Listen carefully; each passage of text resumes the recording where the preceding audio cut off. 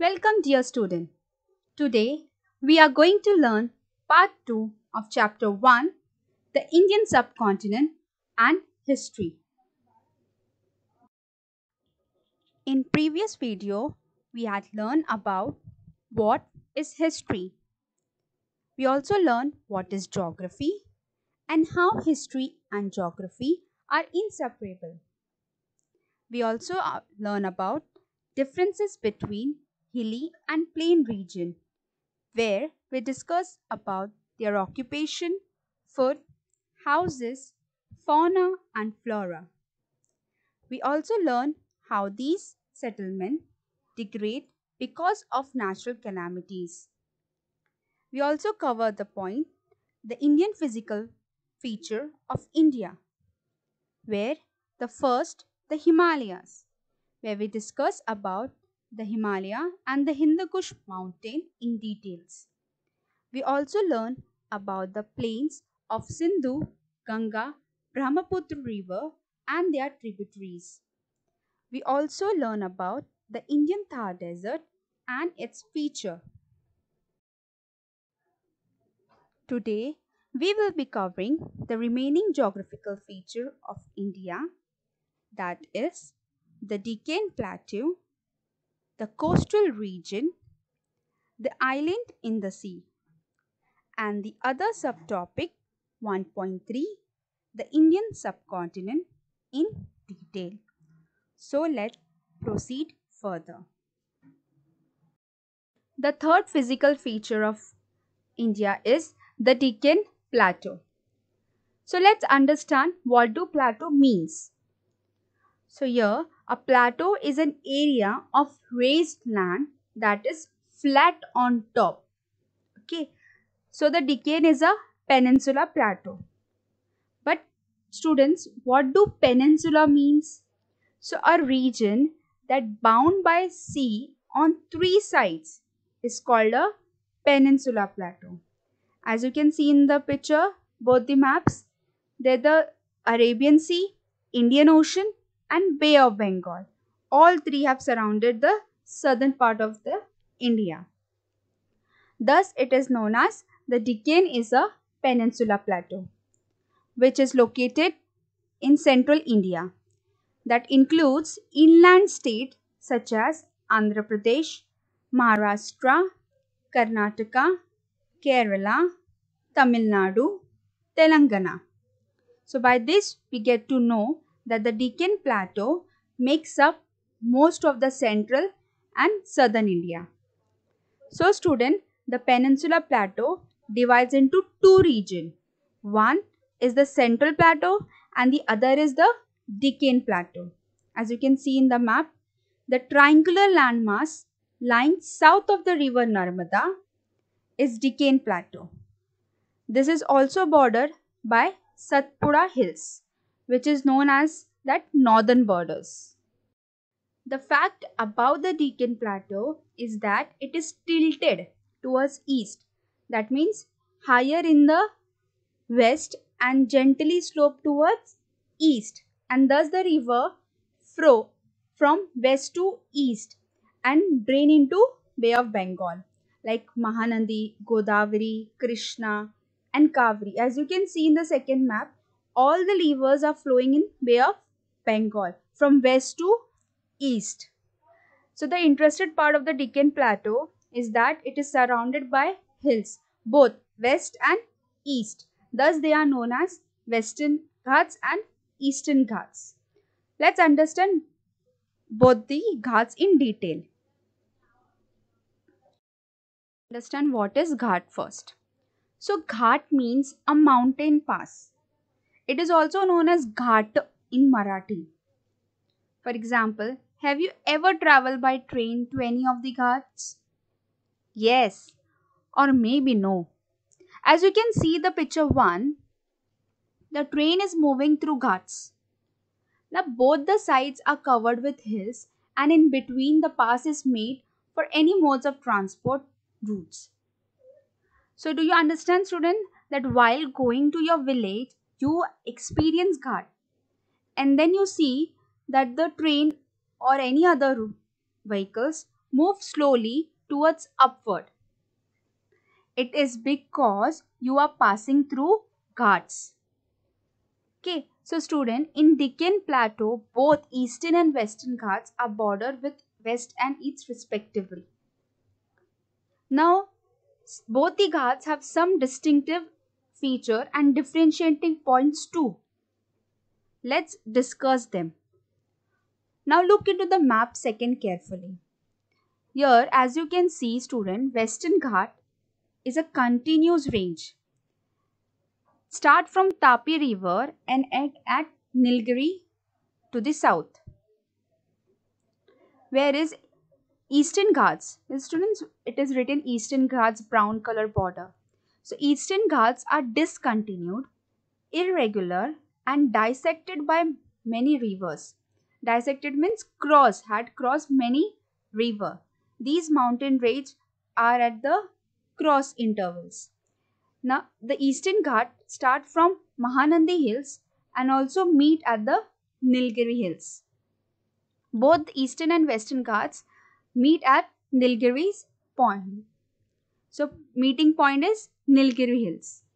Now compare to Eastern Ghat, Western Ghat is at higher elevation, that is at the top, whereas the Eastern Ghat is lower. As we learn that the river flow from west to east and drain into Bay of Bengal. Now Coromandel Hills are at the south of Western Ghats. The highest peak is Annamudi in Kerala and Mahendragiri in Odisha. Both the Ghats experience high rainfall and, seasonal climate throughout the year, thus make a tourist spot for Indian people. Okay, so now when you pass through Ghat, experience it very well. The coastal plain. The fifth geographical feature of India is coastal plain. So let's learn what is coastal plain. A coastal plain is an area of flat, low-lying land adjacent to a sea coast and separated from the interior by other features. Okay. So as we have learned about the Western and Eastern Ghat, beside these Ghats, coastal plains are formed. Thus, it also divides into Western coastal plain and Eastern coastal plain. The Western coastal plain starts from Gujarat and ends at Kanyakumari.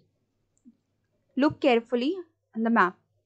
It lies between the Western Ghat and the Arabian Sea. It can be divided into three parts.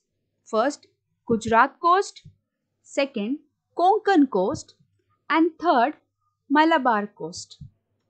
Whereas the eastern coastal plains begins from West Bengal in the north and stretch up to Kanyakumari in south. It passes through the coastal areas of Odisha, Andhra Pradesh, and Tamil Nadu. It lies between the Eastern Ghat and Bay of Bengal. The eastern coastal plain is wider than the western coastal plain.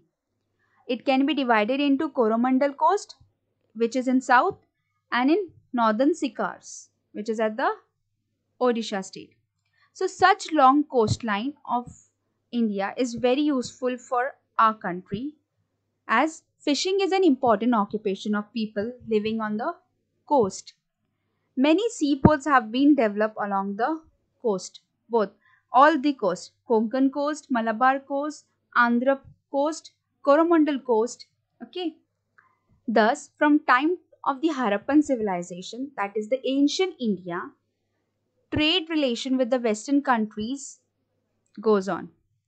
So these trades were carried on by sea. Therefore, India had developed contact and interaction with foreign cultures and people at the seaport. Last physical feature of India is the island, Indian island. So let's learn. Beside the vast mainland, the country India has two group of islands.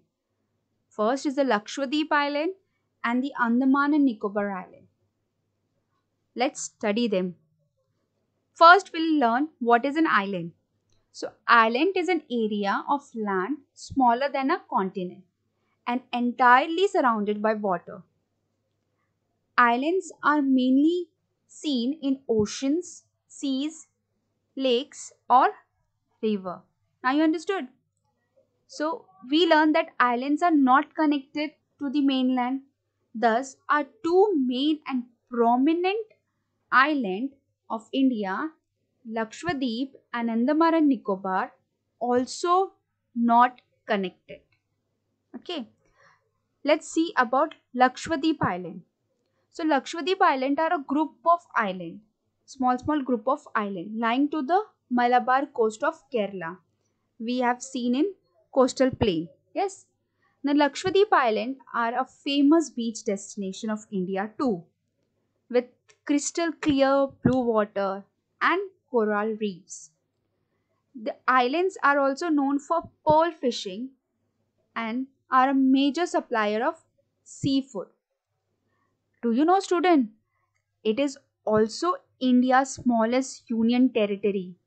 So Lakshadweep is also known as the India's smallest union territory.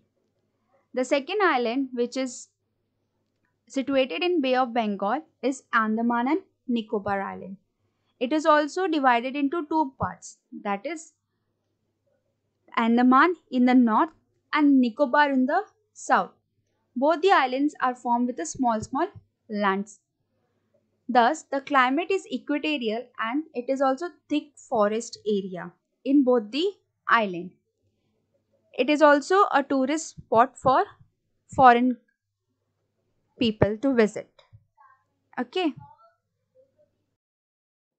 The last subtopic, the Indian subcontinent.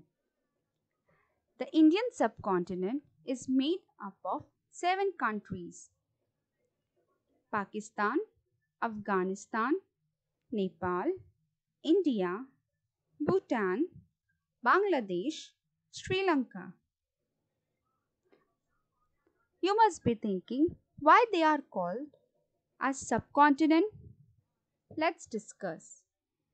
The geography of Indian subcontinent is extremely diverse. The landmass is home to soaring mountains, fertile plains, and mighty river. Now student, you must be thinking, what is subcontinent? A subcontinent is a part of a larger continent made up of a number of countries that form a large mass of land. The subcontinent is often used to refer to the area that contain India, Pakistan and Bangladesh. So why India is called subcontinent? Because of its distinct landmass. The first civilization, that is the Harappan civilization, had spread mainly in the northwestern part of Indian subcontinent. China and Myanmar are neighboring countries and are not part of Indian subcontinent. So however, these countries had cultural and trade relation with India.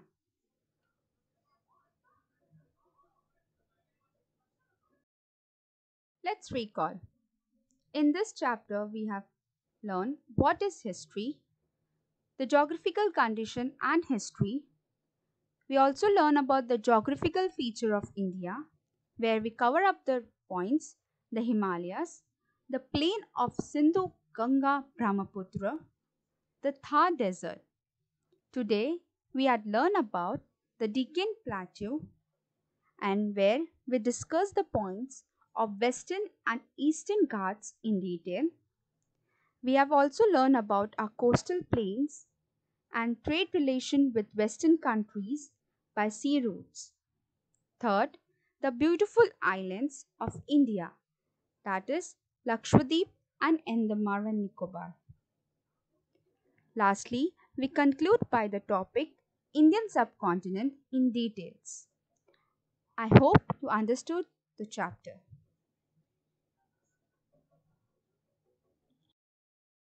Student, let's do the activity. Show the following country on world map. First, Pakistan. Second, Afghanistan. Third, Nepal. Fourth, Bhutan. Fifth, Bangladesh. Sixth, Sri Lanka. Seventh, India. Thank you.